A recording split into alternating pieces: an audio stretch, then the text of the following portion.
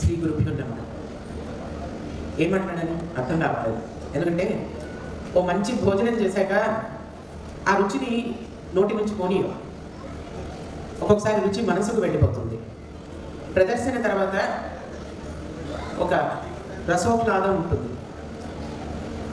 ఆ రసోక్లాదంలో తెలియాడేటప్పుడు అక్కడి నుంచి తిరిగి రాముడి గారు ఆ ప్రదర్శన తాలూకు వైబ్స్ ఏవైతే ఉంటాయో, ఆ ప్రదర్శనలో కలిగిన ఎనర్జీ ఏదైతే స్టేజ్ నుంచి మీ అందరికీ అందిందో, మాకు అందిందో, ఆ ఎనర్జీ నుంచి బయటకు వచ్చి మాట్లాడాలంటే కొంచెం కష్టంతో కూడిన పని.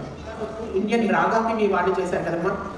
ఇండియన్ రాగాకి వాళ్ళు ప్రదర్శించినప్పుడు మీడియాలో చూసినప్పుడు such a beautifully disciplined a team with coherence, multiple bodies speaking one language.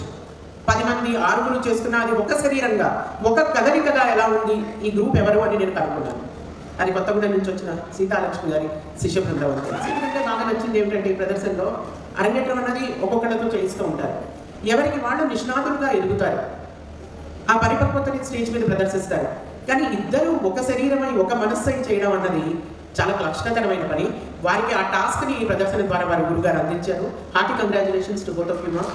మామూలుగా నైపుణ్యం గల వాద్య సహకారంతో జత కలుపుతూ, లయ కలుపుతూ మా శాస్త్రి గారి భావ ప్రకటనకి, వాగ్గేయకారుల రచనకి భావోద్వేగాన్ని జోడిస్తూ చేయడమే ఒక పెద్ద పరీక్ష అయితే, ఇద్దరు ఒకటిగా చేయడం అన్నది ఇంకొక అడ్వాన్స్డ్ ఎగ్జామ్గా జరిగింది. ఇలాంటి ఎగ్జామ్ని ఆవిడ చాలా కంపోజిషన్స్ ద్వారా చేస్తూ వచ్చారు. ఎగ్జిబిషన్ అన్నారు. మనం గుడికి వెళ్ళినప్పుడు ఒక పరిక్రమణ, ఒక ప్రదక్షిణ ఎందుకు చేస్తాం? భగవంతుడి దగ్గరికి వెళ్ళిపోయి కళ్ళలో నీళ్ళు వచ్చేసి వెంటనే మనని ఆత్మార్పణం చేసుకోవడం సంభవం కాదని, ఆ ఆధ్యాత్మిక ధోరణిలోకి మనస్సుని తీసుకెళ్ళడానికి మనం చేసే ప్రతి అడుగు, వేసే ప్రతి అడుగు ప్రదక్షిణలో మనకి తోడ్పడుతుంది. Kind of orientation is seen in that exhibition. పెద్ద పెద్ద ఆలోచనలు పెద్ద పెద్ద నగరాల్లోనే కలగక్కర్లేదు. ఈ సయోధ్యని ఏర్పరిచే ఆలోచన ఆవిడకి చాలా అద్భుతంగా కలిగింది.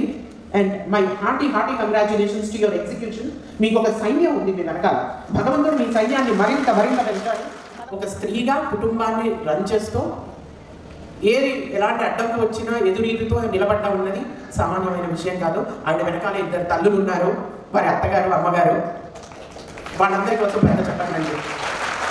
మాట్లాడుకునే క్రమశిక్షణ, మంచి సంకల్పం, మంచి సిద్ధి. God bless you with more students, more dialysis and more performances. God bless you one and all.